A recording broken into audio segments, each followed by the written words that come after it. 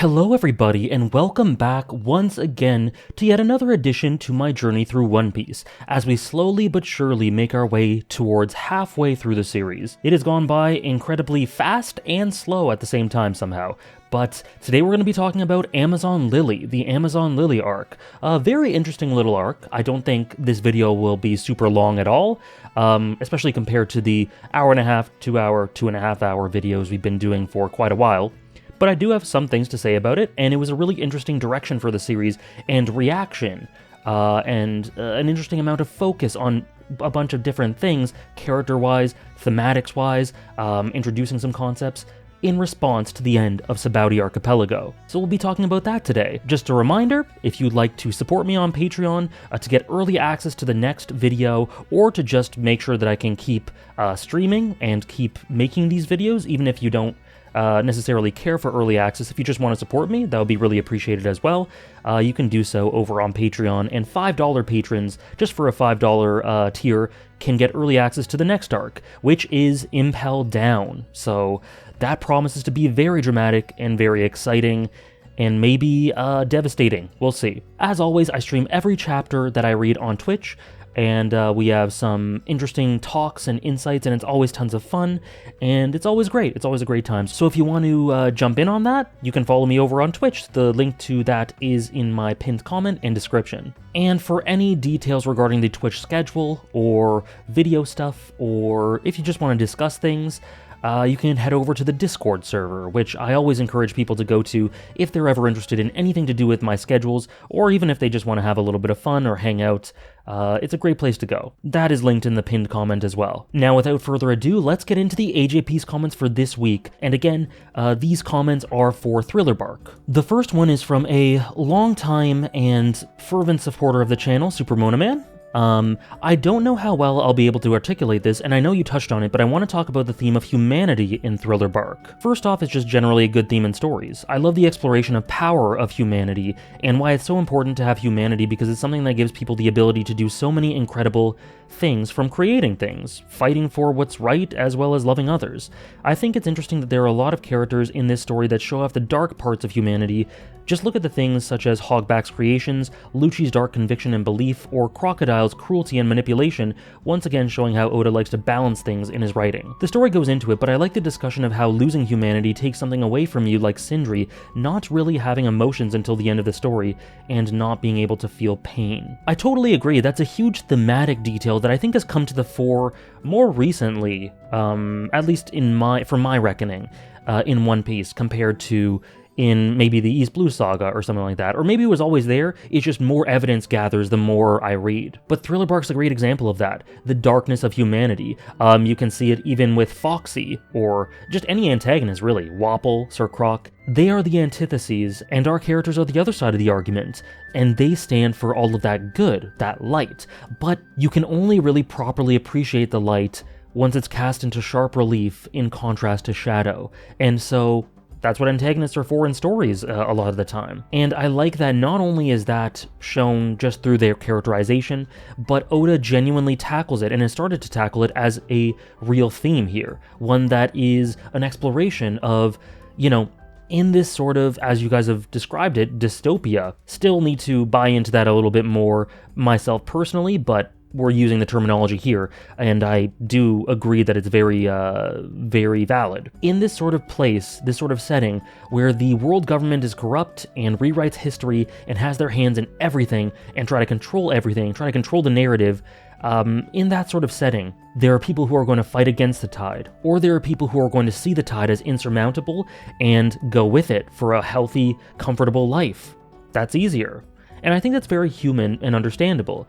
But then there are also some who stay with the tide for heinous means, and the many different ways in which humanity can go to these dark lengths to stay with that winning side is really interesting, and I think feeds into the idea of indolence and decadence. It's easy to sit on your ass and not fight, knowing that you're on the winning side and just doing these things, and it's easier to give into that darkness, I feel. So I think it adds a bit of a human tinge to some of the characters, the antagonists particularly, And yeah, I like how it's explored a lot. Crocodile wanted to be a hero, right? Spandam, his twisted upbringing and his twisted sense of wanting to be a hero as well. Gecko Moria, just completely warped by this dark world and how his darkness sprang forth as a result of his experiences while trying, before that, to go for the light.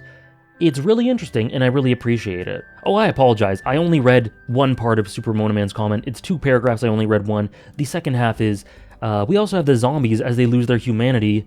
They slowly lose their free will, which is interesting because of how hard Luffy fights for adventure and freedom. One final thing I thought was interesting is how Ryuma the samurai's humanity went back to him as the fight with Zoro went on, and especially as he approached death. I hope you enjoyed this comment. Once again, I have to praise you for how incredible these videos are. Awesome review and keep up the great work. Thank you very much. And yeah, just one more thing to add. Ryuma is really interesting and feeds into that theme as well because I feel like something was released. I feel like Ryuma might have felt a sense of freedom when Zoro killed him. And from that point, it was easier to let go of that darkness. There's some really interesting ideas there that I have to think about a bit more. The next one is from Blazing Blue, who says, "We're now far enough into the story where one of my favorite themes of One Piece as a series is starting to become quite apparent, and that's the idea of light and darkness. At this point, it's par for the course that Luffy and the crew will show up to an island where the people are being oppressed or put down by some force, whether that be marines, pirates, warlords, anything really. And Luffy and the crew are always the ones who free the people from this tyranny that they've been experiencing. Put simply, Luffy and his crew represent the light and freedom, while the antagonists and villains represent the darkness and oppression. Oda seems to love this theme as he subtly, or not so subtly, mention it countless times up until now. At the end of Alabasta, when saying farewell to the crew, Vivi says that in a storm of darkness, the Straw Hats were her light that guided her. During Skypiea, Luffy clearing the dark sky and yelling, "Let the sun shine." When we get to Water 7 Eni's lobby, Robin talks about the world government itself as being a great darkness, which the Straw Hats illuminate with light by shooting the flag with fire and declaring war. In Post Eni's lobby, their new ship is even called the Thousand Sunny, a ship that shines with the light of the sun. And now in Thriller Bark, with the whole arc taking place at night and revolving around shadows, victims of Moria being able to walk under the light of the sun, and the final battle concludes with the rising sun. It's such a beautiful theme and one that continues to be proven over and over by the Straw Hats as they bring freedom and light from island to island. I wanted to bring this theme up because I feel as obvious as it is knowing all the details, a lot of people seem to miss the greater point being made about light and freedom, as it can get jumbled up in all the goofy, silly, and wacky pirate shenanigans that the crew get up to. Thank you for the wonderful reviews on One Piece so far, and I hope you enjoy the rest of the series going forward. Thank you very much, Blazing Blue, and I really like this as a kind of tie-in to Super Monoman's comment. So that had to do with humanity and how it can be very light and dark. This comment so beautifully goes through a bunch of examples. And like I said, it's been building up through the series and it only becomes really obvious in recent times. We have Vivi saying what she said about the crew. Then, almost 100 chapters later, we have Skypiea where Luffy is the literal sun. There are lots of details of Luffy embodying the sun throughout the series that I've noticed, and Skypiea is probably the most distinct, prominent version of it, but even if you just look at his interactions, he is this shining light to so many of these crewmates, and people in general. Just through the way in which he inspires people, he can be this spearhead. He can tell them that it's okay to dream, he can show them the way to adventure, and he is this light that shows them the way forward. And what does that? The sun. So from the beginning, he's felt like a thematic sun, that type of character, that sort of inspiration. And I find it really thematically, symbolically interesting that on Thriller Bark, a lot of the shadows or the antagonistic characters on Thriller Bark could not even bear to be in the sun because it would just burn them to cinders. Metaphorically, if you look at that, they've just been so burned by the world that they can't find it within themselves to hope in the way that our son, Luffy, can. It just burns them from the inside out because they're so pained by this world. That's just something that I came up with on the spot. There might be things that disprove it, but I think it feels pretty succinct and pretty fitting. Luffy is, for better or worse, pure. He is this sun, and that can inspire people to go forward, or it can cause them to have to look away or be burnt. And I think the distinguishing factor that sort of determines how they interact with this sun is whether or not they can dare to hope in this world. If they can, they'll be shown the way forward. If they can't, their darkness will overcome them, they'll prove to be this corrupt obstacle, and they'll be burnt. And now, in response to what just happened at the end of Sabaody, it's interesting to see, will the sun keep burning this bright? Will it continue to be this bright and shining? I think it will, and I think Amazon Lily kind of alludes to the fact that it might, probably will, but we're going to Impel Down, where Ace is set to be killed. This feels like a dark arc. Sorry, I'm kind of speculating about future arc stuff in the middle of AJPs, but so going by that, I think Oda geared up for 10 weeks, preparing for something very weighty with Impel Down. So, will Luffy be able to continue shining as bright if, who knows, if Ace dies? That's certainly a distinct risk at the moment. Will he be able to continue shining without his crew, because he's without them at the moment? We will see. Next one is from Myron, Myron 12. Some nice bit of subtlety with Zoro when versing Kuma is the initial move he uses after Kuma'd taken everyone else out, barring Sanji. It was titled Ichi Toryu Lion Song.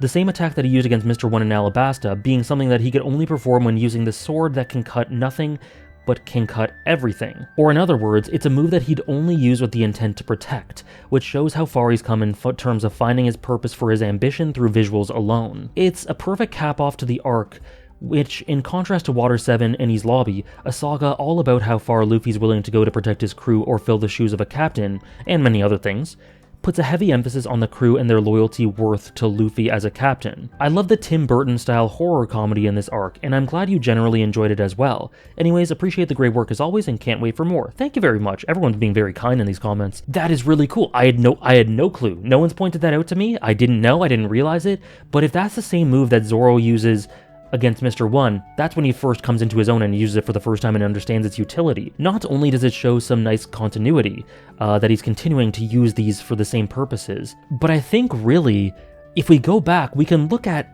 those moments as a turning point for Zoro. He has multiple turning points in the story. I think the fight with Mihawk is one for sure. But when he uses that move against Mr. One, and, you know, if we're going by my theory, learned Haki or used Haki for the first time. You know, to jump ahead, Luffy uses Haki. We see that in this arc. But I think Zoro might have been the first one.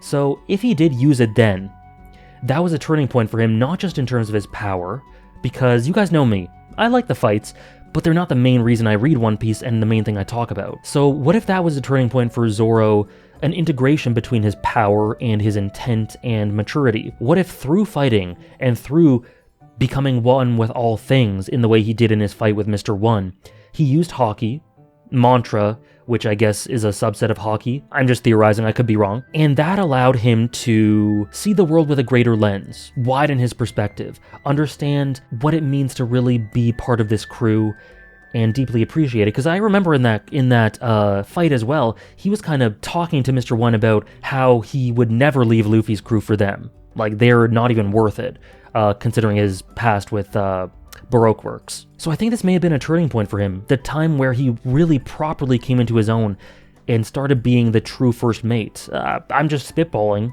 maybe it's earlier, but that feels very intentionally an integration between the maturity of him as a character and his fighting style. But thank you for that detail, because it connects something between Alabasta and Thriller Bark that I didn't even know was there. And the last one is from Blackhawk, who says, Usopp vs. Perona may be my favorite fight in the series up until this point. I'm not exaggerating. Not only were the character dynamics between Usopp and Perona fantastic, but the fight itself encapsulated everything Usopp has done over this long adventure and how much he's grown. He implemented impact dials from his time in Skypiea, the hammer from Alabasta, Sogeking and Kabuto from Water 7 and Enies Lobby, the cockroaches from Right Here and Thriller Bark, and of course all those attacks that he used to knock out Perona were tricks. The hammer was obviously inflatable, the cockroaches were fake, and Sogeking is a fake persona. All of this ties back to his origins in Syrup Village as an homage to the boy who cried wolf. Someone who told his friend Kaya all of those incredible adventures that he was making up. It ties beautifully into this fight where he defeats an enemy of immense strength but with tricks, lies. I really like how the only actual tool he uses that does real damage are the impact dials, which originate in a mythical land that most people believe is a fable, a place that people think doesn't exist, a lie in most people's eyes. The fact that Perona passed out from fear against Usopp when her whole power set was instilling fear in others is brilliant. Usopp is such a great character and this fight showed every reason why. You're preaching to the choir when you give me Usopp content. Beautiful. Thank you for this comment, and I did touch on a lot of the reasons in which I liked that fight, but this goes way deeper into it, and I didn't realize that it integrates so many things that he's learned. I've talked about Nami as being resourceful in the past, and I've talked about Usopp as well, and this is a great example of how he is so resourceful. He takes in so much like a sponge. He has these experiences and he ingrains them into himself, not to just become a great warrior of the sea, because being braver requires that you experience these sorts of things and learn and build up this experience against things that scare you. But he takes it in, these lessons, and he's makes himself of greater use to the crew as a result, which is, of course, a huge motivation of his. And yeah, I just love how he uses every detail in the way you said. He has the most distinct and, I think, impressive character arc in the series so far. I think, to me, that's clear. Not to say that Zoro doesn't have an immense arc, not to say that Luffy hasn't been subtly developing throughout the entire series. Nami as well. Robin has this huge turnaround. You know, lots of the characters develop. But to me, Usopp, at the moment, has the best arc. Through how he takes everything in, through how he slowly gets braver and then regresses, but then progresses once more in such a human way, and owns up to his mistakes, and yet continues to stumble because that's just who he is. But something that I think is really great is the way in which it goes full circle to his lies, his tall tales. I love your beautiful lies, right? How Kaya spoke to him about that, and how he uses them in his fight with Perona. Tricks. The way he's been brought up in response to Yasopp leaving him, and these tall tales that ingrain themselves as so prominent and emotional and heartfelt, and the reason why he tells them in the first place, that is so baked into the identity of Usopp, and him using them in this fight is brilliant. The tie-in to Skypiea being where he gets the dials from and it being a fable, really cool. The only thing I think I would disagree with is that the way you phrase Sogeking being a fake persona. Fake isn't the word I'd use for it, because I think it's very material, and I think it very much ties into his characterization and helps him, I think, in a compartmentalization way. Anyways, I'm rambling. Great little dissection of the Perona-Usopp fight. Thank you very much, and it definitely helped me appreciate it more. Thriller Bark. It's a good arc, man. It's good. It continues to grow better in my mind with its dynamics with Sabaody, with some of these comments. It's a good arc. It's underrated. Anyway, thank you so much for these AJPiece comments. If you would like your comment to be highlighted in a future video, just use the hashtag AJPiece and you'll be put into that pool. So Amazon Lily, in the wake of the devastation of the end of Sabaody, the darkest moment in the series, the most lonely and devastated Luffy has ever been by far, the most tragic events, we have Amazon Lily, an interesting direction to take the series in. Because like I mentioned, it is light. It is lighthearted. Overall, the overall tone is quite light. That's not to say that it doesn't delve into dark subject matter for sure, especially with the character of Boa Hancock. We'll get to that. But it's an interesting direction, like I said, and I think there is some thematic continuity here with Boa's backstory and how it ties into the Fishman's struggles. It ties directly in with that. It recontextualizes Hachi's mark, right, on his head, how these people are horribly branded and how they escape from that horrible oppression. Boa led this terrible life, and I think I was questioning why she was the way she was, why she, made this island a thing in the first place, why she acted the way she did. But I think that backstory fills everything together and ties in really well with the struggles we see of the Fishmen through Sabaody. So that's a theme that I think is, there's some, again, continuity there. And also, this arc has just immense focus on Luffy. There are no crewmates in this, except for the flashes at the end. Just Luffy. It examines him with a magnifying lens to see exactly how he responds in the wake of such horrific stuff to happen to him, and his crew, obviously. And the idea here is, how does he respond? He has bounced back pretty much immediately from everything in the past, except for the fight with Usopp, which is different for obvious reasons. So how does he respond to this? Will he be in the doldrums? Will he bounce back immediately again? You would expect that he would be able to bounce back because of the type of character he is, but I didn't know if maybe there would be a difference here because of the immense difference of what happened here compared to what's happened before. The scale of this was way darker. And while there are some details here that are quite sad, which I'll get into very soon, of how he clearly needs to shut himself away a little bit from his pain, that's how he kind of copes. And while this arc, I think, is in large part a way of him distracting himself a little bit while also being focused on his goal. It's a really interesting dynamic there. So to me, the main theme of this arc was zoning in on Luffy. How will this boy respond?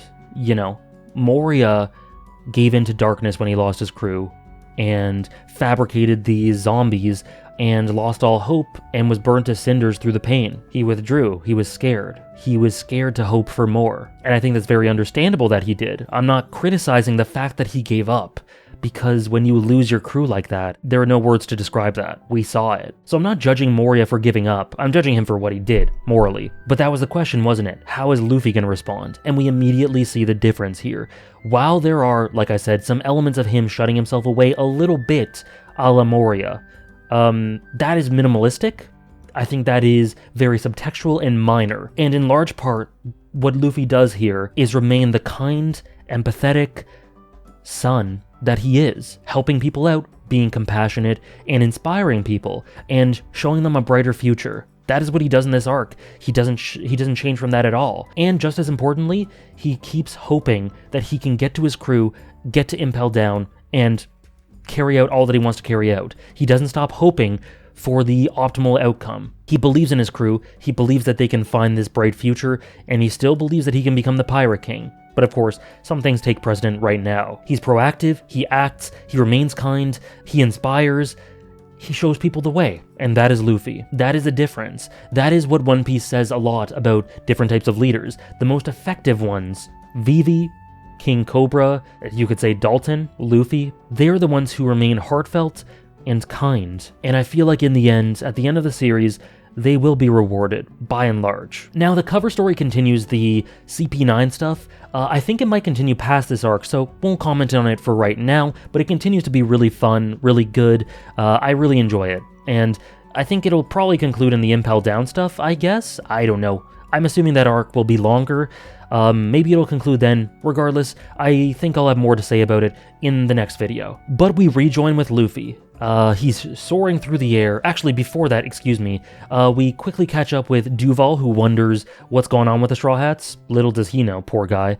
We have Shalria, who's really upset that a mockery's been made of the Celestial Dragons. Very cruel, vindictive, just very, it seems insecure about her position. How dare they defy us? The people who are most secure about their position don't worry too much about reputation.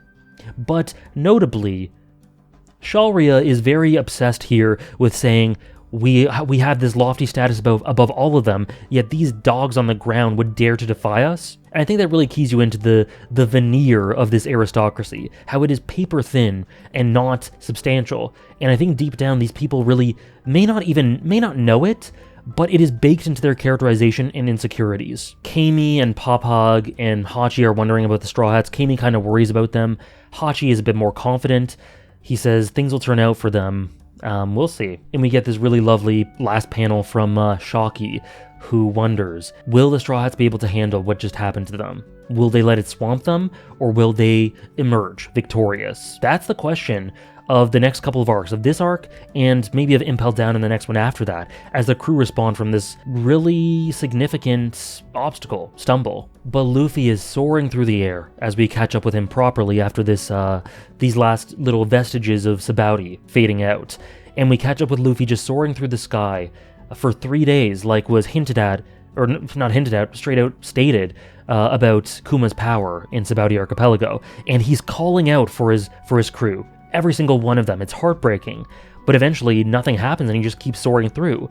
He sleeps, days pass, and he eventually ends at this island. Interestingly enough, though, he lands in this bear paw print that seems to...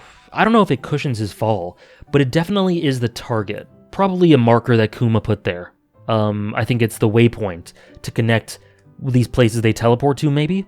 Something like that, because Kuma's the bear. But notably, the thing I looked at most was Luffy says, I don't think I'm alive just because I'm made of rubber. What's this huge bear paw print?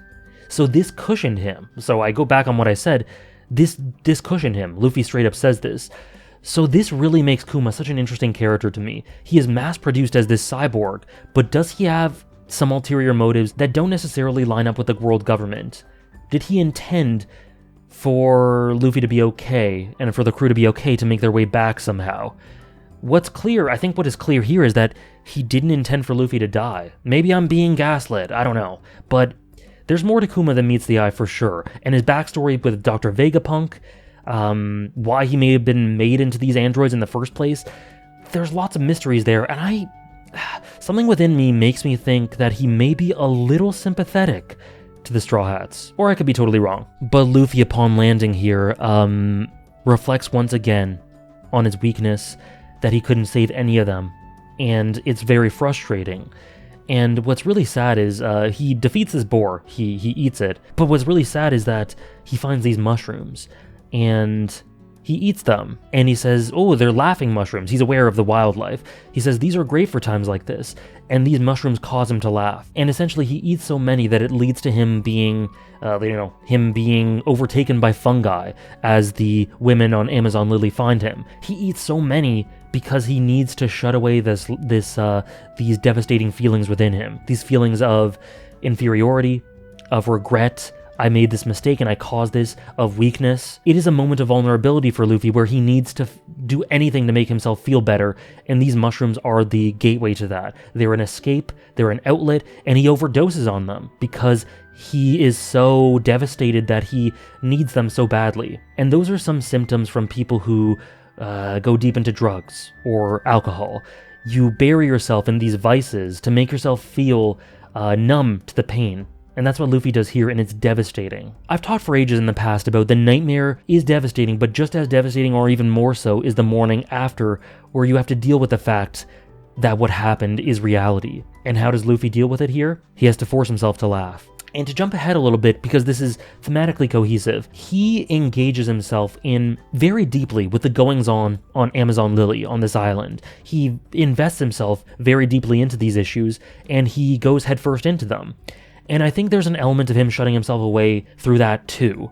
It's a distraction. It's a nice way to not have to think about what just happened. Now, of course, I don't think that even if Luffy were not going about these avoidant behaviors, I don't think that if he wasn't doing that, he wouldn't go all in for them. But nonetheless, I think it lined up really conveniently as a distraction he kinda needed. Now, of course, he remains focused on his task, and he remains hard-headed and very Luffy, and I need to do this, but nonetheless I think this mini-adventure through this arc is convenient for him to take his mind off it for a bit, to find new friends, and feel a bit better about himself. And I think the mushroom stuff is an interesting precursor to that and lends validity to it. But he's found by these women who are these sort of Amazon-esque warriors who clean him up.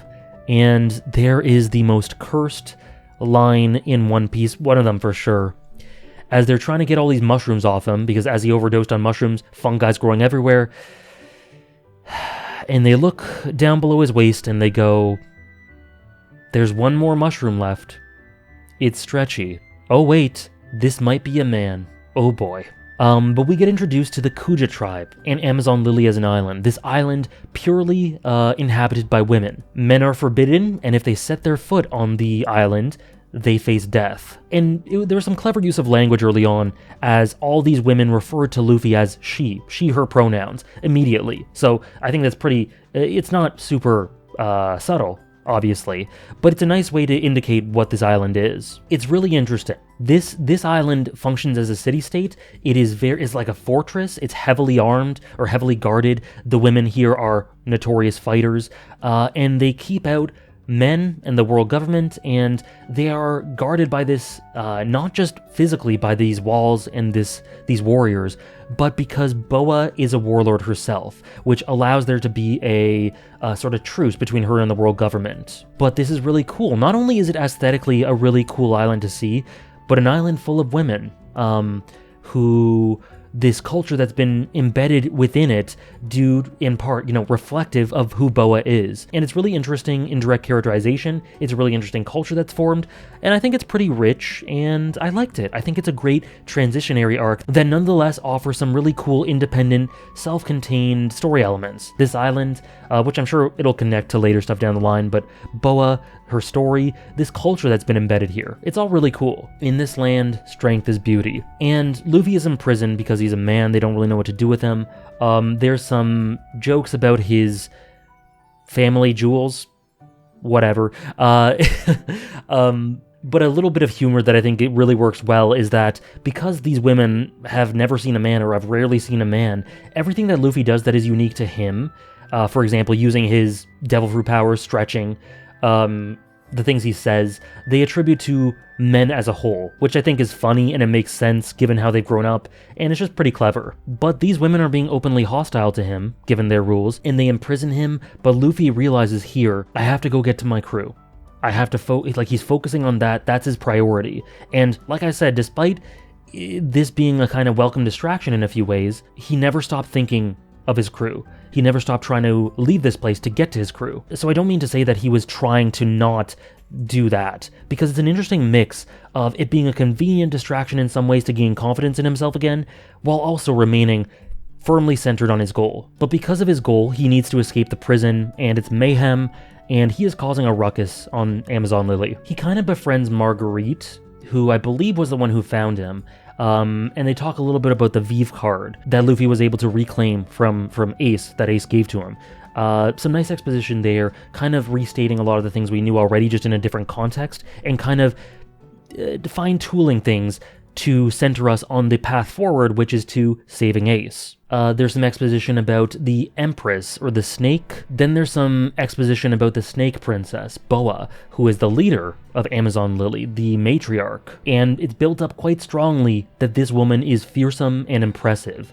And I was really interested to see what she would be like. There's some hijinks with Luffy and Marguerite. They have a nice dynamic, and I think I really appreciate her for helping Luffy to, again, like I said, feel better about himself. I think she offers a great deal of some intentional, some unintentional support, and is just generally quite sweet, and a bit of an outlier from all the people who look at him with antagonistic eyes on the island. So I like Marguerite. There's some nice hijinks, some nice interactions between them as Luffy tries again and again to try to leave the island to get to Sabaody. But at this point, it's pretty much established that he needs a bit of help. He needs a boat.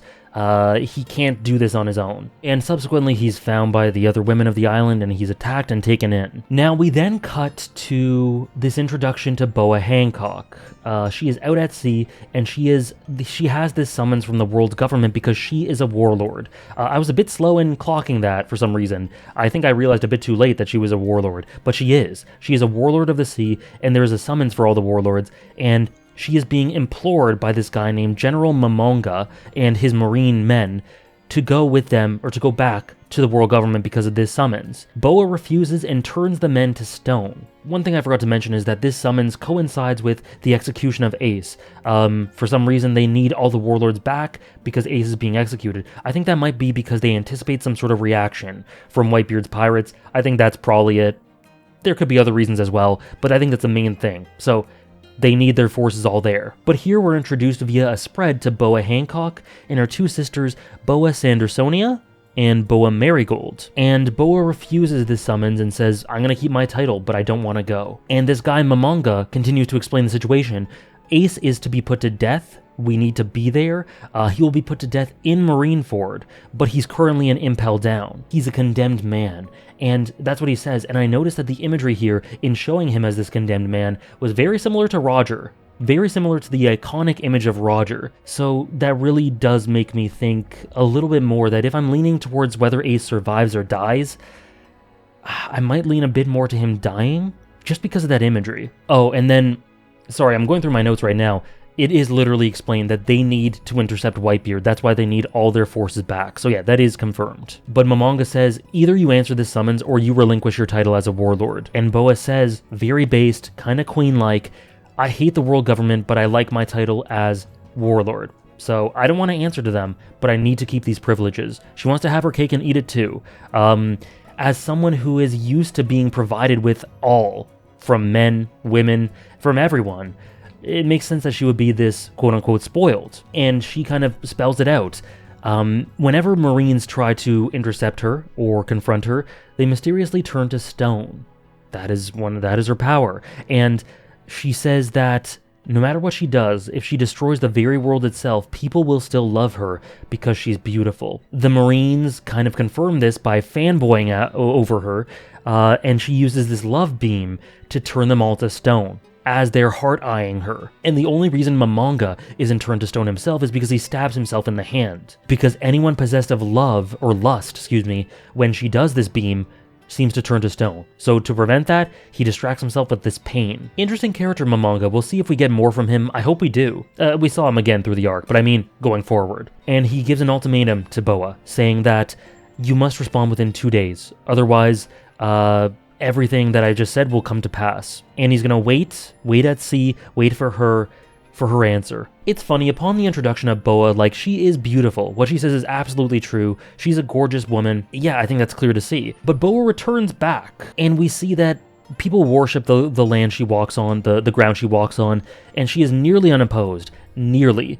We have this woman named Old Neon, who seems to be one of the older people, the most experienced people in Amazon Lily, who challenges Boa a little bit. She implores her to take the offer, or the summons, to go to the world government because she needs to keep her title. And we get some interesting world building. We hear that she needs to keep this so that Amazon Lily remains safe, because this place is either in the middle of the Calm Belt or you need to go through the Calm Belt to get to it, and that usually deterred people and they could remain private and all was well. However, Kobe, we see talked about at the end of Ennie's lobby, talked about some technology that allows them to traverse Calm Belts. And so because of that technology, which has recently been popping up, some nice integration, people are able to traverse Calm Belts, and they'll be able to gain access to Amazon Lily, and so they aren't protected by the Calm Belt. So if she relinquishes her status as warlord, they won't be protected by this truce of the government, and they'll be vulnerable. And we see Old Neon was a former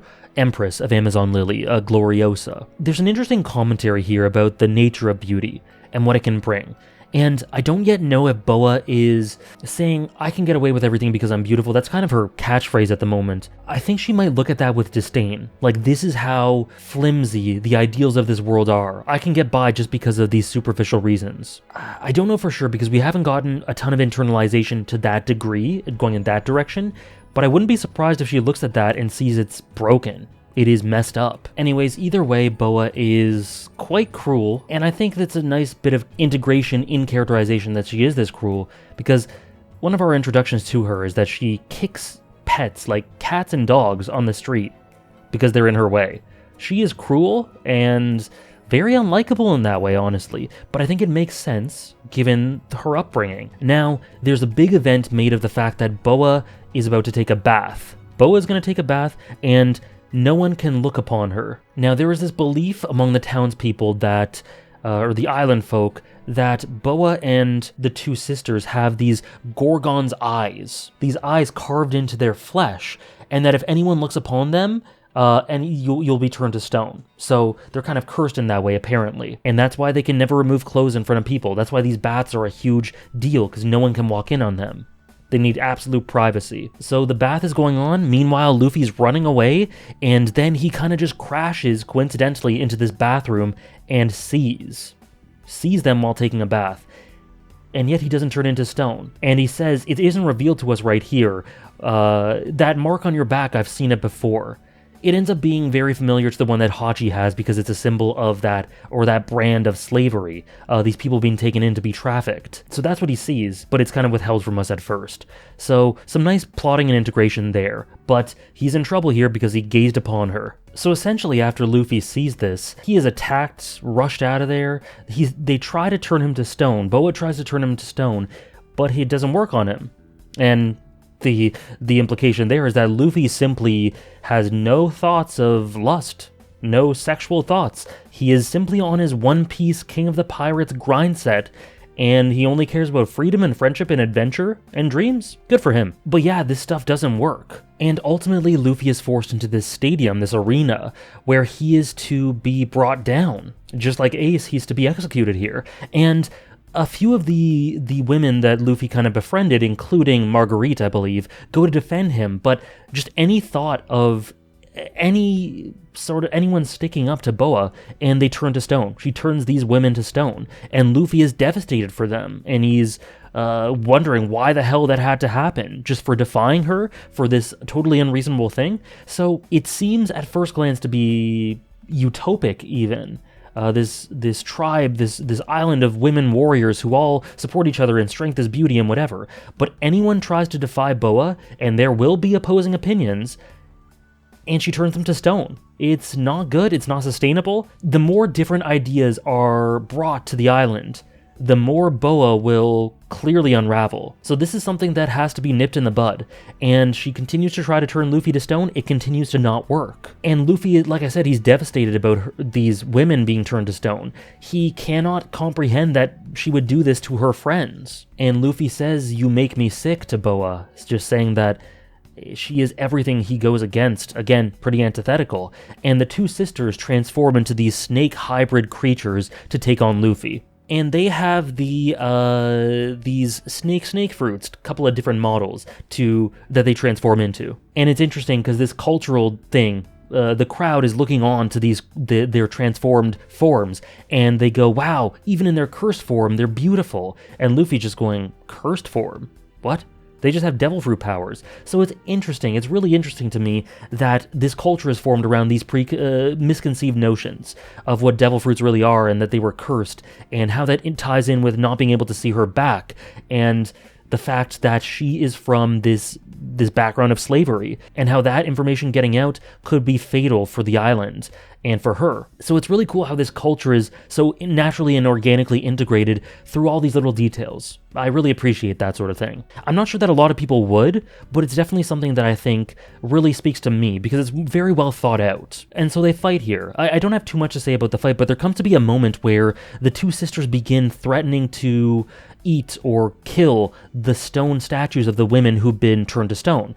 And Luffy is screaming, "Stop it. Don't you dare do it. Don't do it. It is so horrible. How could you? Just don't do it." He's screaming. And I think here he might be getting flashbacks to what happened to his crew, to the thing that he tried to prevent himself. Obviously, he would try to defend them no matter what, but something in the expressions, something in the way he communicated this anger really felt very personal to me, and I think it might have been reflecting what he just experienced at the end of Sabaody Archipelago. Really, really well drawn by Oda, just this rage and almost this pain in Luffy's eyes. But when he screams that out, this is a vital plot point. The crowd recognize it as Haki, Supreme King Haki, Haki of the Supreme King, that Luffy seems to use unintentionally when he yells that out. And people describe this in the crowd as the power of the king. Boa Hancock is the only person they know who's able to use Haki, let alone in this way. And so they see Luffy and they're like, he has this power of the king. And Boa looks on at this and goes, he's not an ordinary boy. And she says that he hasn't learned how to control it, so he's probably unintentionally using it, but he's tapped into something here. And maybe he's been using it here and there all along. Similar to Zoro, but I do think Zoro might have been the first one. We'll see. But him being able to use this king's power, along with his goal to be the pirate king, along with his sort of fatal, almost cosmic luck, which we'll touch on in a bit, I don't know, it feels like something's cooking there. So the battle continues. Luffy uses Gear Second, Jet Gatling, all the works, and eventually he defeats them, essentially. But what happens is that their clothes burn off, and even in this form, and what he does is he covers the marks on their back with his body. He doesn't let the audience see it. And he says, I know you want to kill me, but I don't want to kill you. And they wonder what Luffy's doing, covering their back despite them being enemies. And Luffy says, you said you'd rather die than let people see this, right? So don't move. Let me keep covering it. And Hancock clears out the stadium, or the arena, whatever, and she asks Luffy, why are you doing that? And he says, it has nothing to do with the duel, that's why. I want to make sure that the sanctity of your dignity remains, and this has nothing to do with our fight. And in this way, he speaks through to Boa, this person who's been through so much, this kindness shown to her. He is the first person who's shown this kindness to her, maybe outside of those sisters, this true, genuine kindness, not love, not lust because of her physical attributes, who's able to see past that, who doesn't even care about that, to be honest, and just sees her as a person, sees her soul, and respects it, and is compassionate and empathetic. And that really speaks out to her, and then makes her cry. He is the sun. That is the theme here. Luffy, even when he's in such a difficult position with regards to his own crew, is able to be the bigger person and be an advocate for this kindness. Now, Boa tries to collect herself again and get the upper hand of momentum, and she says, you have two choices here.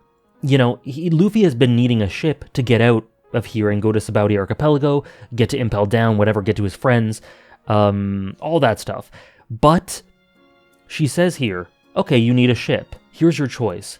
Either I will unpetrify the women I petrified, or you get your ship. And while that would seem from the outset like a difficult decision, or maybe even one that Luffy would lean in favor of getting the ship for, there was only ever going to be one answer. Like, I read that and knew immediately. He was always going to save them, to save the women who tried to defend him. And he doesn't even hesitate. That is who Luffy is. So yeah, they get freed, and he goes to their castle, the royal castle, and the sisters are kind of saying sorry for what they did, and he says, it's fine, just give me some food, and we'll call it even. And again, underlying, but food being this symbol of connection and camaraderie and this universal language, as it has been from Baratie until now, that continues here, which I really like. And Luffy being this person who will gratefully eat anything, well, mostly anything, I think there's something special there. There's a connection.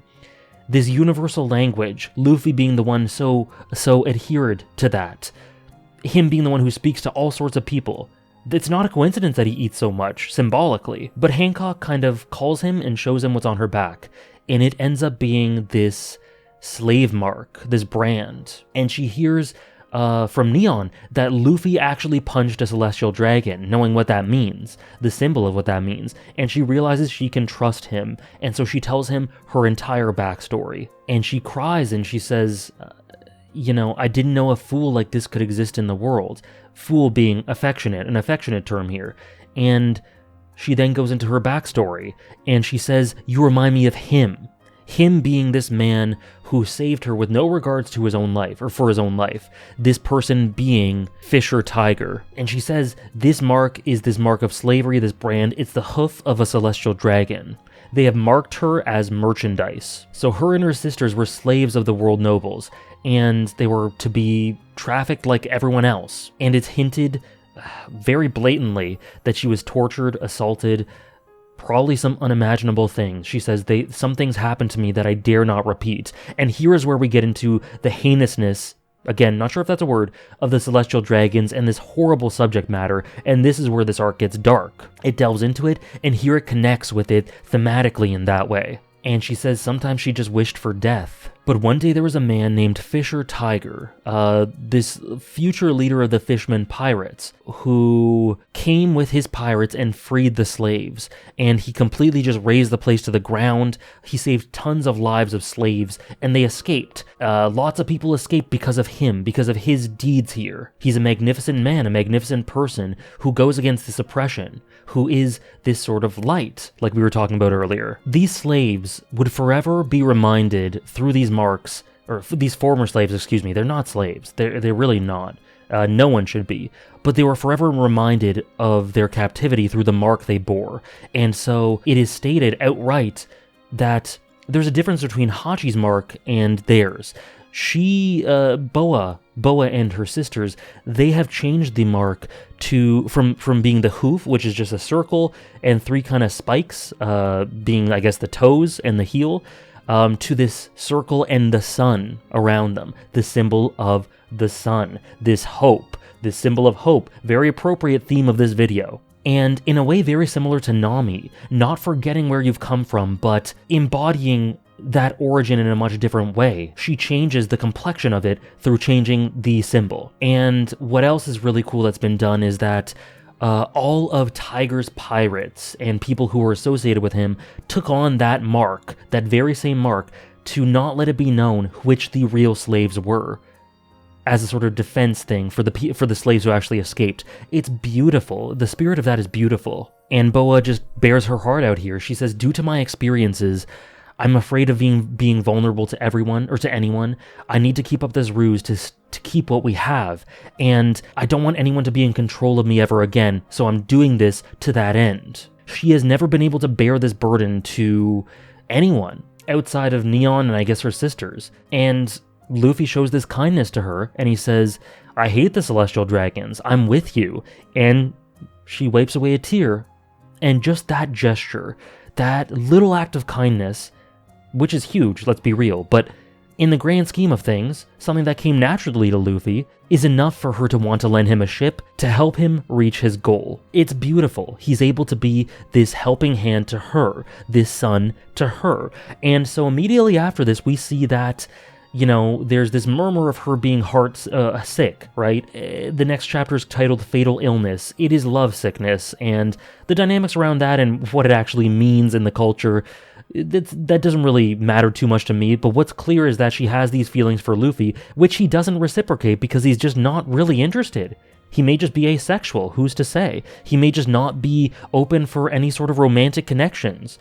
And, you know, do your thing, man. But so she's in love with him, and he cares about her. He's going to be kind to her. She is probably part of his extended nakama now, but he's just not into her in that way. And it's played for laughs in a lot of ways, but I do think it's quite sweet and honestly quite organic and believable that she would fall for someone who is the first person in forever, an outsider, to show her that she is worth something and can be vulnerable and won't be pushed away for it. Someone who will be on her side. So yeah, I totally get it. You know, is it a classic traditional romance, romantic feelings? Maybe not, but this is a sort of setting where those sorts of traditional relationships aren't necessarily applicable. And so yeah, looking at it now, we get some more details about where the plot's gonna go. Luffy learns that Ace is in genuinely drastic trouble, and so he says, okay, I need to go to Impel Down. That is my utmost priority. I think my crew will be okay for now, but Ace is literally about to die, so I need to go save him. That is where the ship needs to go. It's explained through Neon that the Amazon Lily is in the Calm Belt, and in relation to it, further down the Calm Belt is Impel Down, underwater, and there's a triangle formed from Impel Down to Enies Lobby to the Sabaudi Archipelago, and then a little further along the Navy headquarters. That is what we kind of learned about all the way back in Water 7, Enies Lobby. And the bit that is the Impel Down prison is in the Calm Belt, and that is very symbolically potent and powerful because that's very metaphorical for what Impel Down is to the world. Impel Down is this underwater prison where all sorts of torture and corruption and horrible, horrible things happen beneath the surface. But on the surface, the water's calm. It's in the Calm Belt, and everyone turns a blind eye to it. No one sees it. Very clever by Oda there, very metaphorical. The world chooses to ignore the corruption here because a lot of them just have to. And that's exemplified beautifully, as no one can see the ripples on the water from what happens in Impel Down. All is calm on the surface. The corruption lays deep beneath. It has to be brought up to the world for enacting real change. But for right now, it's hidden. Very clever. But so the goal is to set out. Boa makes it clear she will go with Luffy wherever he needs to go, and that includes Impel Down. She continues to be mean though. She continues to kick cats and dogs. Hopefully she kicks that habit, because I'm not a fan of that. Not that it doesn't make sense for the type of character she is. And she entrusts Amazon Lily to her sisters, and they set off. Now we then cut to some happenings around the world, which you guys know I love. We see that Garp is headed towards Impel Down, and there is a history between Garp and Ace that we know about, to talk to him, right before his execution. Nami's been sent to some place called Weatheria, a sky island. The Straw Hats we see are scattered all over the place.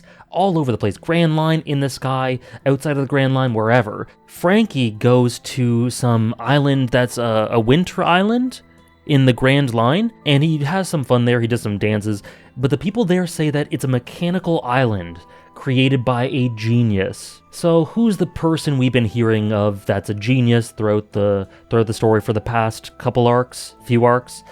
Dr. Vegapunk. I'm pretty sure that this island was created by Dr. Vegapunk, and it's called Futureland Baltimore. Then we get to this place called the Peachy Island, the Island of Dreams. It's said that it's pink, like all the plants and animals here are pink. This is the second island of women after Amazon Lily, and the people on this island all have the hearts of maidens. And Sanji is running away from these people who are said to have hearts of maidens who are chasing him, internally penning a letter to Robin and Nami saying that he misses them and that he's in hell. I'm not saying that the intent was to be harmful at all here, but this doesn't feel like good representation at all. I've spoken to several trans people in my chat who are not a fan of this, and I totally see why. These people are depicted as harmful, predatory, it's played for laughs, the tone is all off, it's not good. We then see the rest of the Straw Hats. Usopp is in this place called Bowen Island on the Grand Line, where there's this wild jungle, all sorts of creatures there.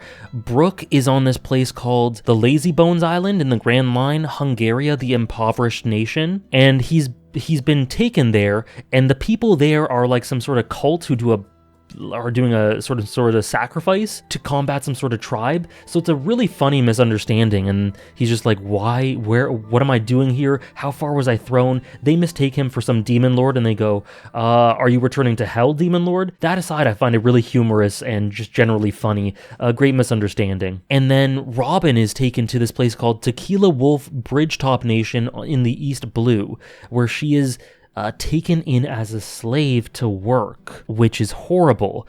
And then there's there's Chopper, who's taken to the South Blue in this island that's basically just a giant tree, where these birds are kind of poking at him.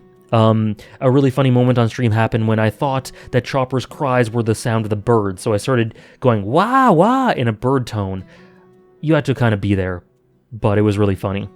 But it's a kingdom where birds rule over people, so tons of imagination in these islands, and we see just a snapshot of where all the Straw Hats are. And then lastly, we see Gloom Island on the Grand Line, this place in the ruins of the Muggy Kingdom. We see Perona, who says she wants to go back to Thriller Bark, she's kind of sick of this place, and Zoro just appears next to her. So we have a potential, he's unconscious obviously, so we have a potential dynamic going on with Perona and Zoro, which I'm really excited for. She kind of takes care of him, which is kind of cute, and the first thing he says when he wakes up is, "Where are my swords?" Meanwhile, Luffy's on his way to Impel Down. There's some really funny stuff as we see Boa feeding him, and him looking at the camera and going, "Nice! When you feed it to me, it's even better." And I thought that was genuinely Luffy. Thinking about it now, it was a bit off, but it wasn't super off. So I thought it was genuinely Luffy, but it was just Boa imagining things, which I found hilarious. But yeah, they travel there, and there are 6 days until Port Gaz D Ace's execution, as Luffy looks on and really wants to stop it. And it says that it's so thrilling as we see all these forces gathering. Luffy is heading to Impel Down to stop him from being transported to Marineford, I guess, and things are happening all over the place. Luffy's there, all the Straw Hats are scattered, but then we see, it says all the forces of justice were beginning to gather at the Navy headquarters, and we see Tashigi and Smoker getting ready to go to the Navy headquarters. We see Aokiji going as well, and we see Kizaru. Meanwhile, at Marijoa, all the warlords are congregating and gathering together, and they're getting ready for the fight against Whitebeard's pirates, potentially. But it's funny because it's very much exposited that they will have immense difficulty fighting alongside each other. And then the last thing we see is Ace and Garp talking to one another. Garp saying, "There's nothing you can do now. Whitebeard won't stop if you die, there's gonna be war." And Garp says, "We've angered the king of the sea." That being Whitebeard, I guess, and by we, he means the world government, the whole force. And Ace just looks horrible. Ace is bloodied, beaten up. My heart goes out to him. So Hancock is heading off, telling the rest of the warlords in the world government that she is coming for the summons, but she's really just doing it to transport Luffy there for him. And then we see that there's one warlord, Jimbei, who doesn't seem to be willing to go. Marine officials thought he'd be the most cooperative. He isn't, so that's some sort of root or hint or seed for something. But yeah, that is where we end off the arc. Amazon Lily, super interesting look into Luffy, and an introduction to a fascinating character in Boa Hancock. I'm not sure if I should refer to her as Boa or Hancock. Regardless, interesting character, a nice expansion of some themes from Sabaody Archipelago, and then some really cool stuff for showing off how things transition, the build-up to Impel Down, which definitely promises to be explosive, dramatic, and weighty. Ace could potentially die here, who's to say? Though I don't know, we'll see. But For 10, 11 chapters, it does a lot of great things. I love the little subtextual psychological details of Luffy and how he copes.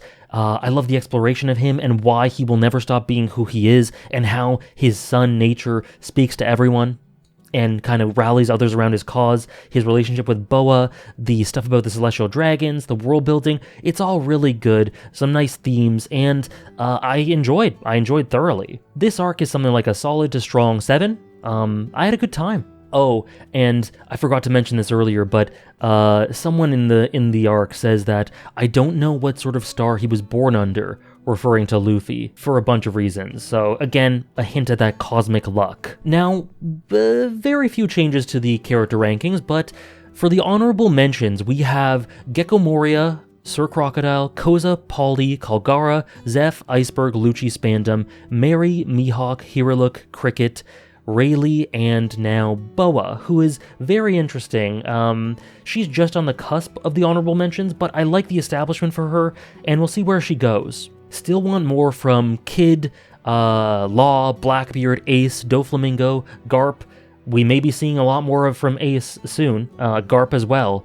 Maybe Doflamingo and other things. And I do want to say that Kuma is more and more interesting. So lots of stuff happening in the backgrounds for all these sorts of characters. I imagine a few, if not all of the ones I just mentioned, will eventually make their way up into the list. But I do have one change to make to this list, and that is that Shanks is now an honorable mention.